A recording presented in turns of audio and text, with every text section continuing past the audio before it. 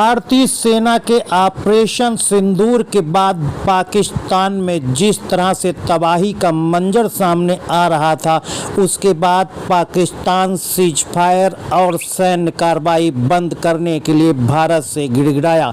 इसके बाद cease fire हुआ। इस पर राजनाथ सिंह रक्षा मंत्री ने क्या कहा, हम आपको सुनाते हैं।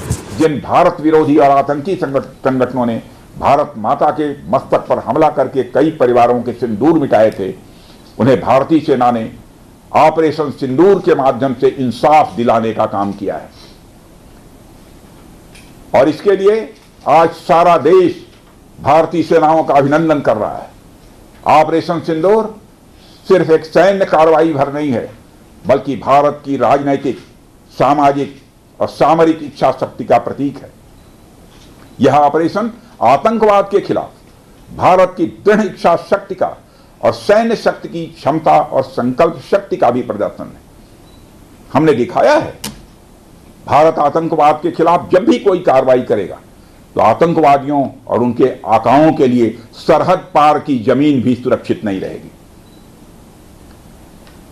भारतीय सेनाओं ने ऑपरेशन सिंदूर को पाकिस्तान में मौजूद आतंकी ढांचा ढहाने के उद्देश्य से लॉन्च किया था। हमने उनके आम नागरिकों को कभी निशाना नहीं बनाया था, मगर पाकिस्तान ने न केवल भारत के नागरिक इलाकों को निशाना बनाया, बल्कि मंदिर, गुरुद्वारा, गिरजाघर पर भी हमले करने का प्रयास किया। भारतीय सेना ने शौर्य और पराक्रम के साथ साथ संयम का भी परिचय देते हुए पाकिस्तान के अन्य ठिकानों पर भी प्रहार करके करारा जवाब दिया है।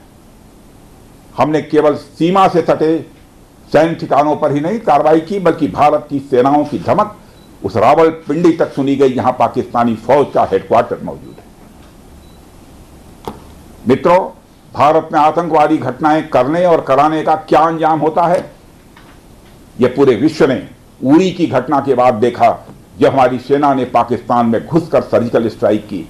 पुलवामा के बाद देखा, जब बालाकोट पर एयर स्ट्राइक की गई। और अब पहलगाम की घटना के बाद दुनिया देख रही है कि जब भारत ने पाकिस्तान के भीतर घुसकर मल्टीपल स्ट्राइक्स की हैं।